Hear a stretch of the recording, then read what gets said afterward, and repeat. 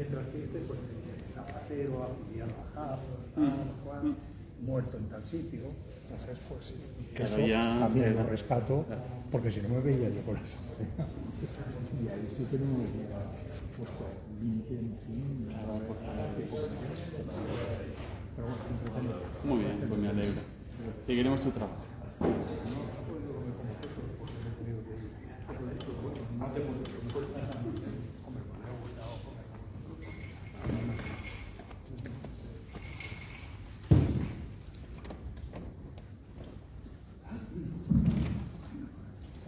Sí. Hola, buenas tardes. Vamos a seguir con las jornadas de patrimonio hidráulico. Comenzamos con la ponencia de esta tarde.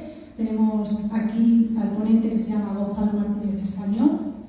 Es licenciado en Geografía e Historia por la Universidad de Alicante. Su ámbito de investigación se centra en la historia moderna de Aspe. Ha publicado artículos de investigación en revistas locales y comarcales especializadas y ha colaborado en la edición de varios libros y desde 2013 desempeña el cargo de cronista oficial de la Guía de Aspe y trabaja en la red de bibliotecas de Elche. Esta tarde Gonzalo nos va a hablar sobre una obra social para un pueblo sediento, la conducción de aguas entre Aspe y Elche. Cuando termine la ponencia vamos a hacer la visita guiada, que también la realizará él junto con Mariano Cuevas, ¿vale? Muchísimas gracias por aceptar nuestra invitación y comenzamos. Gracias. Buenas tardes. Agradecer a Estefanía que me haya invitado a estas jornadas organizadas por la Diputación, por el Instituto Juan Giralde. Bueno, pues entramos en materia. Hay varios ilicitanos que conocerán el tema bien, pero bueno, vamos a entrar en materia. El tema de la conducción de aguas pues viene por un problema, digamos, que Elche tuvo crónico desde siempre, que era la carencia de agua potable. Elche se surtía del agua del Vinalopó, pero el Vinalopó era un agua salobre, no tenía nacimientos, con lo cual pues recogían el agua de los aljibes, que luego vamos a comentar. Esta es la imagen más antigua ilicitana, que es la niña bebiendo en una acequia de Elche, que cae a la acequia, se ahoga, la llevan delante de la Virgen y recupera la vida, ¿no? En las cátedras de Santa María de Alfonso X el Sabio. Las características climáticas de nuestra zona, tanto de Aspe como de Elche, son bastante similares. En la zona de Aspe llueve un poquito más, pero no sobrepasan los 300 milímetros, con lo cual pues tenemos un déficit crónico de agua en toda nuestra zona. Elche siempre miró aguas arriba para intentar captar aguas.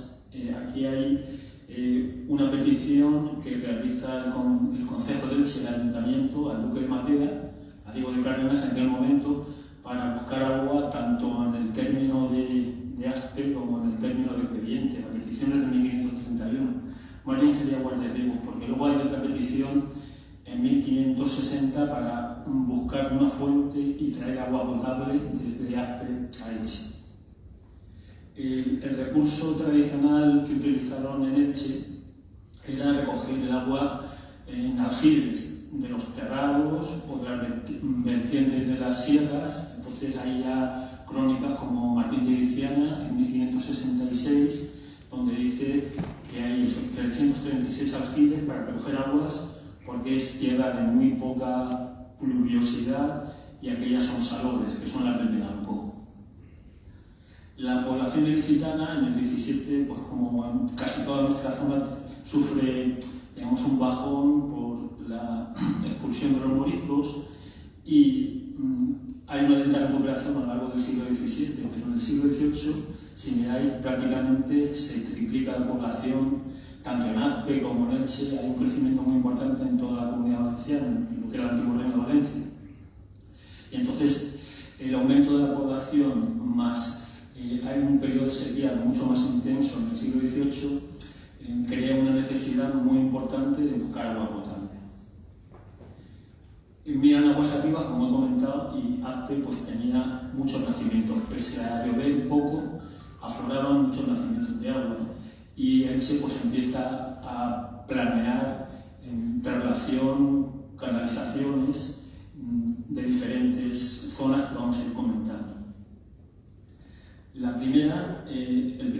estudio que conocemos es de Joan Fouquet, que es el arquitecto de Santa María de Elche, que en 1681 realiza este plano. Es bastante esquemático, no hay tampoco un desarrollo económico de lo que se va a hacer, pero cita por las fuentes que hay: Fuente de la Teja, Fuente del Pino, la Fuente del Agua Dulce, para trasvasar agua desde Aspe hasta Elche, pero el proyecto más o menos queda abandonado y no tiene continuidad.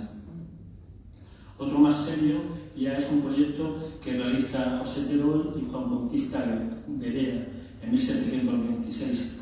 Aquí se delinea la canalización y se hace un estudio económico de lo que va a costar, pero bueno, queda un poco ahí en el aire y no se realiza. Una nueva visura que se hace ya en 1774 por parte del Ayuntamiento de Elche, lo que hacen es descartar estos nacimientos. Los prueban, dicen que tenía poca dulzura, que además era la parte baja de la Huerta de Aspe, con lo cual recogía, digamos, las aguas que salían después que afloraban después de haber regado la Huerta de Aspe. Y aparte contaban con el inconveniente, porque lo que tenéis aquí es el Llano del Po y este es el Tarafa, el inconveniente que está muy cerca también del cauce de los ríos, con lo cual se podría haber afectado por riadas. Van a ver otro lugar, otro nacimiento de agua en Aspe, que llaman la Parada Arena, que este es un nacimiento sobre el que había ya establecido una acequia y regaba parte de la Huerta de Aspe, regaba lo que llamamos la Huerta del Aljado. El agua era de muy buena calidad y le proponen al duque de aquel momento que autorizara este trasvase, lo cual suponía restar agua del riego para Aspe, y al final el duque no accede a esta petición, aunque bueno, era agua de muy buena calidad y de un cauce importante. Van a controlar otras fuentes, que estas están cerca de la carretera la carretera de Crevillente, está entre la carretera de Elche y Crevillente, lo que llaman la fuente de Borisa, sigue manando agua, por ahí por este tubo que veis ahí, por este tubo, sigue manando, y bueno, y se sitúa en la zona, digamos, muy cerca de la carretera de Crevillente. Lo que advierten es que salía poca agua, entonces se hace un desbroce, se limpia y tenía, digamos, un aporte relativamente bueno, pero escaso para poder hacer una canalización. Y lo que hacen es mirar fuentes cercanas. Hay otra fuente que está más cercana a la carretera de Crevillente, se llama la Fuente de Uchel, donde ahí había un agricultor que recogía el agua en una balsa. Se comenta en la documentación que recogía 8.000 cántaros al año y que regaba un pequeño huerto, y bueno, pues era un aporte que se podía sumar a la fuente de Borisa.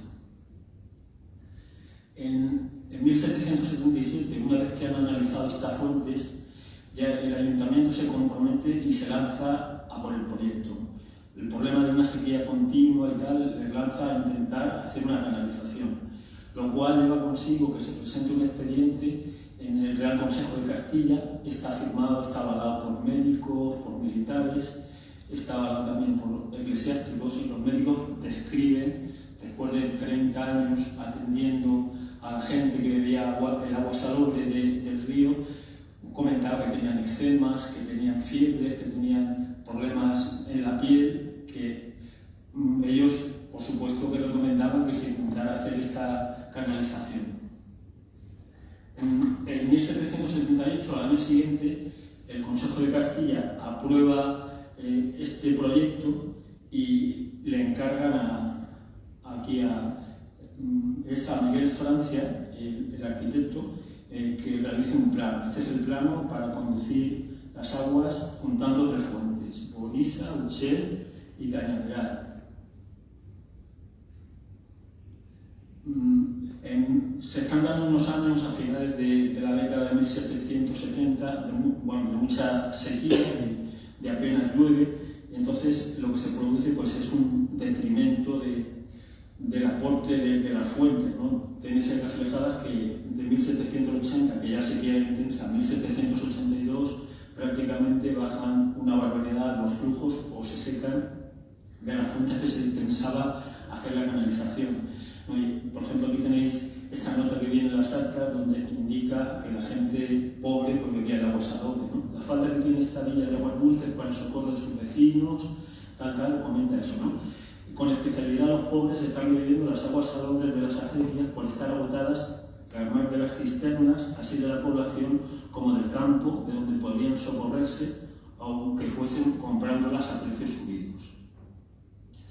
El impulsor de la conducción anterior fue el obispo Tormo y el ayuntamiento. Entonces el obispo pues queda, digamos, un poco decaído, ve que se ha frustrado el proyecto y aparece ante él un vecino de Aspe y le comenta al obispo Tormo que en el río de Aspe, en el Carafa, habían fuentes que nunca se habían secado, con lo cual se podría hacer una conducción. El obispo envía a unos emisarios, recorren y hacen un informe de las fuentes del Carafa y entonces aconsejan que la fuente idónea sería la fuente de Barrenas. Está situada, luego lo veréis, en la zona del Carafa intermedia. Esta fuente la visita el obispo en persona, prueba el agua y ve que tiene buena cualidad y con lo cual pues lleva consigo a los arquitectos Miguel Francia y a González de Coniedo y les dice iniciar el proyecto, hacer el estudio, nivelación, planos, todo para ver si el proyecto va hacia adelante. Esto es un plano de las aguas de Aspe muy interesante que está en la acequia mayor de Elche. Aquí vienen reflejados un montón de cuestiones, 10 molinos, los nacimientos, las razas. Aquí donde estaba la fuente de Barrenas, donde está, donde nacía. Y esta barra que he puesto aquí indica la partición de aguas entre Aspe y Elche. Elche que siempre tuvo, desde época medieval conocemos, derechos sobre las aguas de Aspe. Aunque su término no llegaba ahí, desde esta parte hacia abajo, es decir, una buena parte del cauce del Carafa, las aguas eran de gestión y de propiedad de Elche, aunque no la tierra. Eso les daba derecho a venir, a limpiar los manaderos, a limpiar de cañas y a tener ellos la jurisdicción sobre estas aguas. Aunque la fuente no pertenecía a ellos, porque bueno, entraba dentro del terreno ya fuera del cauce del río y eso tuvo que comprarla. Esta es la fuente de Barrenas que se compra el 19 de marzo de 1785. Ha sufrido, por supuesto, transformaciones. En 1912-1913 se hace la última reforma, que la tenéis aquí. Tiene una galería principal de 68 metros con dos niveles. El nivel alto es un pasadizo y el nivel bajo es donde... Este es el pasadizo y el nivel bajo donde discurren las aguas con manaderos en la pared. Tiene luego 3 galerías, 2 a la derecha, una que es esta con ladrillo abovedado, donde no sale el agua, esta que es una galería de tierra donde sigue saliendo el agua. En 1846 se junta a la fuente de Barrenas que se sitúa aquí, una fuente nueva que se llama la fuente de Romero, la compra el ayuntamiento de Elche por 900 reales y se hace una canalización y se junta al manantial de Barrenas para aportar aguas hacia Elche. Este más o menos sería el trazado de la conducción desde Aspe a Elche, mide 18.000 varas, en aquel momento la vara mide 91 centímetros, con lo cual son más o menos 16 kilómetros con 3 kilómetros, 16,3 kilómetros, ¿no? Existe una copia del plano, aunque es de mala calidad porque es una fotocopia de 1806 que hizo un fraile, Fray Tomás Robles, que bueno, nos da una idea, están los puntos donde se van a construir los acueductos desde Aspe a Elche, pero bueno, es una fotocopia que hemos coloreado, pero bueno, no tiene mucha calidad. Alguien debe tenerla, me imagino, a nivel particular en algún sitio, pero no, que yo sepa no ha aflorado todavía. Bueno, pues una vez que se compra la fuente de Barrenas, comienzan las obras el 30 de marzo de 1785 para conducir aguas a Elche. El primer tramo, que es todo esto que veis por aquí, la conducción va soterrada y atraviesa una parte de la huerta de Aspe, con lo cual no se ve. Simplemente hay a lo largo del trazado 2 garitas, esta ya lo han destruido, está desaparecida. desaparecida, y queda esta que también está en bastante mal estado, pero va toda a unos 3 o 4 metros de profundidad bajo tierra. Él se compró a 37 propietarios varios trozos de tierra, medían 12 palmos, lo suficiente para que fuera la canalización y tener derecho de paso, y bueno, se montó toda la canalización sobre esa parte. Y comienza ya a aflorar, donde he puesto aquí el puente, aflora porque ya va a atravesar las zonas de los barrancos, y este es el primer acueducto que vamos a ir viendo los acueductos. Este es el primer acueducto. En la parte de Elche hay 6 grandes acueductos, en la parte de Aspe hay 6 grandes acueductos. Este es el acueducto primero del barranco Rabosero, que tiene 3 arcos rebajados, y aquí podemos ver el material que compone lo que es la edificación, ¿no? Lo que es el arco está construido con ladrillo y los pilares también. En cambio, los muros pues es piedra del terreno con hiladas de ladrillo que se van superponiendo para ir dándole estabilidad, y luego pues tiene una argamasa que recubre. Esto más o menos es la tónica general de casi todos los puentes, un par de ellos no. La conducción luego continúa a otro acueducto, que es el acueducto del Barranco de la Coca, el segundo. Este es bastante largo, mide 50 metros prácticamente, y no muy alto, 8 metros, también con arcos rebajados, y donde tiene, aquí si veis, ya tiene lo que se llama un tajamar para cortar el flujo del agua que pudiera venir por una riada, en fin, este tipo de cosas, ¿no? A lo largo de la conducción se construyeron 14 garitas, aquí tenéis la tipología, hay estas de cúpula de medio limón, y luego pues también de garitas de bóveda de cañón. Continúa la conducción y llega a la zona que llamamos de la Sierra Carbonera, donde hay 2 acueductos y hace un giro de 90 grados. Aquí tenéis los 2 acueductos donde hace el giro de 90 grados, y este es uno de los arcos que está en una situación bastante precaria. Creo que hay un proyecto para intentar restaurarlo, creo que está ya casi aprobado todo y que puede que se empiece pronto a trabajar sobre él. La conducción, como veis, transcurre por una zona muy complicada de montes, de barrancos, de ramblas, y tuvo que tratar de cuadrar todo esto en unos terrenos muy inestables, que tenían desprendimientos. Fue una conducción bastante complicada. Este es el puente emblemático, el puente de los 5 ojos, que luego hablaremos de él cuando lleguemos a él y daremos unos detalles. El segundo es en lo que es dimensiones, el puente de los 4 ojos. También tiene su singularidad y hablaremos de él luego cuando lleguemos allí, al sitio, para verlo. La conducción inicialmente se realizó con arcaduces de barro fabricados por un maestro, digamos, de Agós, alfarero, un maestro alfarero de Agós. Lo que es el arcaduz o el tubo medía 45 centímetros, que es media vara. Y lo que pasó es que a lo largo del funcionamiento de 70-80 años la tubería se fue destruyendo por los depósitos de cal, y lo que hubo que hacer era, en algunos tramos se puso tubería nueva y en otros se superpuso una acequia, como vais a ver. Aquí se ven 2 tramos de arcaduces, y lo que se hizo en 1862 hasta el 68 se reformó toda la cañería superponiendo una acequia que era formando un canal de piedra, una acequia que llevaba además una tapa que lo cubría. Estas son las secciones, aquí tenéis las medidas, y se cubría también con una tapa por encima, y se hizo prácticamente desde el primer puente que hemos visto, del puente del Barranco Rabosero, hasta el paraje del Molino de Elche, ¿no? Se hicieron muchos kilómetros. La piedra procedía de la Almorquí, que es una cantera de Monóvar, y también de la cantera de Ferriol de Elche.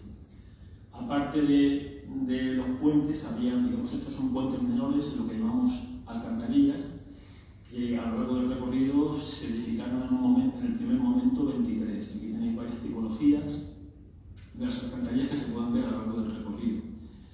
La conducción continúa por aquí, aparece, esto ya es el canal de piedra, la acequia, junto al pantano, y en el pantano, al lado de la presa prácticamente, hay este acueducto que pasa un poco desapercibido, pero forma parte de la conducción, que está aquí. El acueducto es este.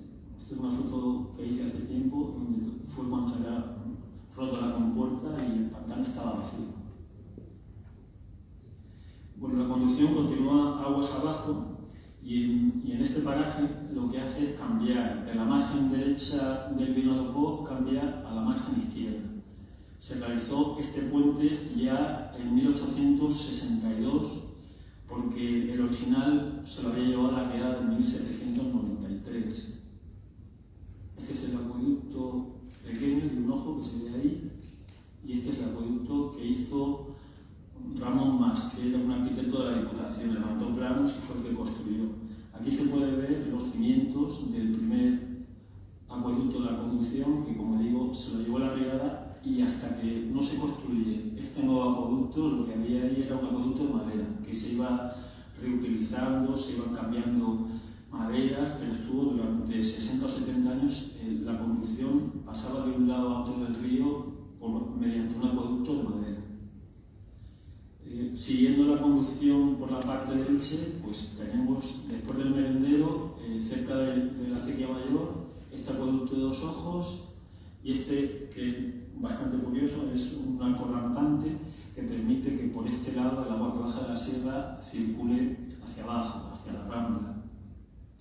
Los acueductos de la parte de Elche se edifican en el empujón final, porque la conducción tuvo detractores. En 1786-87 varios municipios que forman parte del ayuntamiento se opusieron y mandaron informes al Consejo de Castilla diciendo que la conducción no era necesaria, que la gente gozaba de buena salud, que el agua iba a llegar salobre por los territorios que iba a atravesar, una serie de cuestiones que ralentizaron la obra. Y en 1789, que es cuando se acaba, todavía quedaba por terminar un tercio de la conducción. Y lo que se hace es, de febrero a junio, 9 acueductos que faltan y 6 alcantarillas se sacan a subasta todo. El maestro director de la obra se encarga de hacer el remate de los acueductos, pero los maestros albañiles, que cada uno se queda un puente o 2 puentes, van construyéndolos y se hace un trabajo muy rápido en los últimos 4 meses para levantar la obra. Los 2 acueductos anteriores en una vista general, la acequia mayor, que está por aquí, continúa luego por el paraje que en Elche ya le llaman desde hace mucho tiempo del agua dulce salada, porque venía por un lado la acequia mayor y por otro el agua dulce, que es la conducción del obispo Torno. Hay un acueducto en un barranco de un ojo, este de 4 ojos, que además está vallado, no se puede entrar, la gente se ha apropiado de los terrenos. Y esta es la vista general de los 2. Aquí está la acequia mayor, una de las garitas de la conducción. El agua llega a Elche el 27 de junio de 1789. Llega por la noche, hay 50 personas nada más, y lo que se hace es preparar un recibimiento multitudinario. El día 29 se convoca a todo el pueblo, acuden banda de música, se decora el lugar, se monta un tablado, el obispo se le trae un sillón y preside el acto. Acude la nobleza, militares, los cargos públicos municipales, y bueno, se hace un gran recibimiento, y el agua pues vertía a una fuente donde la gente en principio iba a recoger el agua aquí a esta zona. Acudieron unas 12.000 personas y unos 300 carruajes, según viene aquí en la crónica. El lugar donde llegó el agua es este, que se llama el Molino, que en 1886 se construyó un depósito de agua. Este edificio que ves es un edificio con 2 estanques. Aquí tiene una garita, donde curiosamente en la garita se lee escrito a lápiz, y debe ser original del momento, cuando llega el agua a la ciudad de Elche, ¿no? Año 1789, día de San Miguel, a las 3 de la tarde, vio el agua en Elche. Se puede leer, cuesta un poco, pero se puede leer. El depósito se crea en 1886 para, cuando había una rotura de la conducción, tener aquí algo de agua almacenada y poderla verter a la conducción, y al mismo tiempo poderle poner filtros para dejar que tuviera más calidad el agua. El agua pues llega a la Plaza de la Merced, como hemos dicho, el 29 de septiembre de 1789, día de San Miguel. Hay una placa en el suelo, que es esta, que se puede leer, y se puso una fuente de 27 caños. Al poco tiempo, según comentaban, había cierto escándalo porque se apuntaban los hombres y las mujeres en la fuente a recoger el agua, y era algo amoral, ¿no? Entonces se decretó que la fuente se dividiera y en una parte fueran las mujeres y en otra los hombres, que no hubiera juntamiento de personas. El gran promotor de la conducción, pues por supuesto que es el obispo Torno. Él fue el que dio todos los pasos administrativos, el que intentó socavar todos los problemas que hubo ante el Consejo de Castilla, el que impulsó el proyecto, el que busca de un sitio a otro fuentes para poder realizar la conducción. Entonces el pueblo de Elche le quedó muy agradecido, le publicó este tipo de poesías que se pusieron por las calles públicas de Elche, ¿no?, celebrando el gran acontecimiento. Cuando llegó el agua a Elche, se hicieron 3 días de fiesta, el 3, 4 y 5 de octubre de 1789 se pidió al pueblo que decorara y engalanara las casas y que por la noche las iluminara. Y hubieron varios días de fiesta con orquesta de música, también con predicadores que daban gracias por haber llegado el agua y tal. Fue un acontecimiento muy singular en la ciudad de Licitana. La financiación de la cañería, pues aquí he puesto cómo se pagó, ¿no? Y la mitad de la financiación provino de lo que llamamos el arreglo de los saladares. Fue un momento, digamos, crítico, porque al poco tiempo un tal Leblanc, un francés de la Sal, pudo extraer sosa y entonces ya lo que era la barrilla empezó a decaer. Seguía funcionando en nuestra zona, pero ya no se exportaba porque la barrilla era necesaria para fabricar vidrio y también para jabón. Entonces, unos años después no se podía refinanciar la producción por el tema de que empieza ya a producirse la sosa en laboratorio. Bueno, luego son, a nivel de financiación, las aportaciones de lo que es las cajas del ayuntamiento, lo que se llaman propios, sobrantes propios de arbitrios, tanto de Elche como de la Universidad de San Juan, y luego el obispo dio un dinero particular y adelantó el que faltaba para terminar la obra. El conde de Altamira, que era el señor de la villa de Aspe, el chiquirillente, también aportó dinero, y algunas personas pudientes para poder terminar la obra. Una vez que terminamos con la conducción, me dijo Estefanía que comentara algo de la restauración del puente de los 5 Ojos, y voy a poner unas cuantas diapositivas y con eso terminamos. El puente de los 5 Ojos se restauró entre julio de 2019 y mayo de 2020. Previo al trabajo de rehabilitación, el Ayuntamiento de Aspe, que es algo que hay que resaltar, lo que hizo fue encargar a un departamento de la Universidad de Alicante de Arquitectura un estudio de la canalización. Lo que hizo el gabinete pues fue estudiar los sistemas constructivos de la canalización, los materiales. También hizo un diagnóstico de las patologías que se iban advirtiendo, que eran varias a lo largo de toda la conducción. Y luego hizo también propuestas de intervención, además con evaluación económica de lo que podía suponer. Solo se hizo en los acueductos de la parte de Aspe, porque fue un encargo que hizo el Ayuntamiento de Aspe a la Universidad. En la parte de Elche no se trabajó este aspecto. Aquí tenéis los 6 acueductos que se trabajaron, que están dentro del término de Aspe. El puente de los 5 Ojos pues, presentaba prácticamente las mismas patologías que casi toda la conducción, ¿no? Emanaciones salinas, dilataciones por humedad, grietas, patologías en el ladrillo, por desgrasantes, fenómenos erosivos, pérdida de lucidos, en fin, desplomes, todo este tipo de problemas que se evidencian a lo largo de toda la construcción. Se montó un andamio, que el andamio primero cubrió en media parte del acueducto y luego el andamio se pasó al otro lado. Ya hay un medio acueducto ahí que está rehabilitado.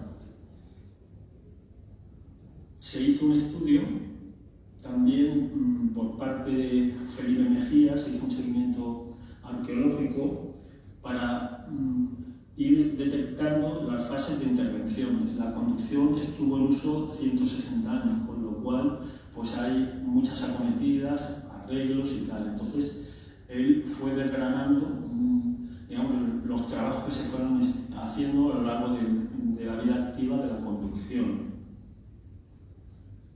Los responsables de la obra, pues por una parte los responsables técnicos fueron Miguel Lowis, Cerecea y Yolanda Spariani, que son digamos, del equipo técnico que pertenecían a la universidad.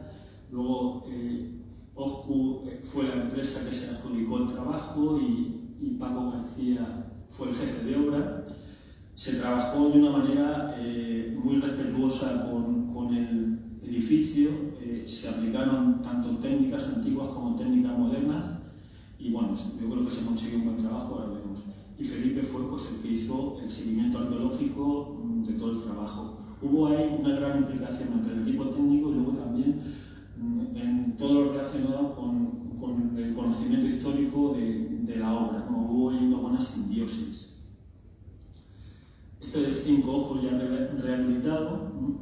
Donde pues los ladrillos, por ejemplo, se fabricaron a mano, se restituyeron las fajas decorativas, los enlucidos interiores, se cambiaron algunas piedras que sustentan la base de los machones y de los pilares, de las pilastras, se rehabilitaron las pilastras, el mortero, se hizo un mortero especializado con aditivos para repeler el agua y se empleó fibra de carbono, en fin, yo creo que se hizo, desde mi punto de vista, un trabajo, pues yo creo que fue impecable, quedamos muy contentos con el trabajo. Esto es como ha quedado el puente de los 5 ojos después de haberse rehabilitado y es una vista desde arriba, ¿no?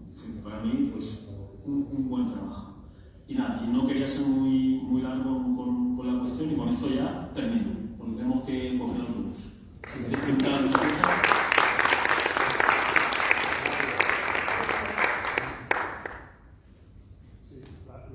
Las obras del AVE han repercutido negativamente en los puentes. Pasan bastante cerca de un par de acueductos. Mira, hay una foto donde se ve, no, la primera foto, detrás está el puente del AVE, que es mira, este es el AVE.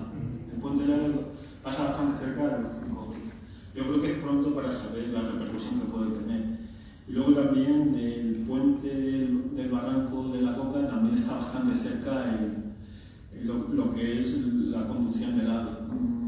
No sé, con el tiempo veremos los efectos, no se sabe todavía. Y bueno, por supuesto que pusimos alegaciones en su momento cuando se iba a hacer y pasaron de nosotros, por supuesto, claro. Gonzalo, aprovecho ahora que más de una vez me he querido comentártelo. En el Portal del Rey, sí. La conducción del 18, ¿has conseguido sacar alguna información o algún dato de la hornacina que está en la parte superior del puente y que posiblemente le diga el nombre? ¿No sabes? No he encontrado ahí información. Llego hasta a lo que es el Parque del Molinó y ahí ya pierdo la información, porque luego ahí también va soterrada para bajar hasta la Plaza de la Merced y ahí no hemos encontrado vestigios. En algún sitio parece que hay como un respiradero, porque se hicieron respiraderos, pero no sabemos exactamente por dónde bajan. Si tú dices en Puente del Rey, lo que hay que está largo y pasamos por debajo de él. Sí. Está justo al lado del molino. Sí, pero el molino está en la casa que hay bajo. Sí. Había hipótesis si era una cruz y había algo relacionado con el nombre del rey, pero no has sabido. No, de ahí no encontré información. No sé si habrá algo, pero no he encontrado. Y miramos mucho, miramos en el archivo municipal, sacamos casi toda la documentación que había sobre el tema. pregunta más?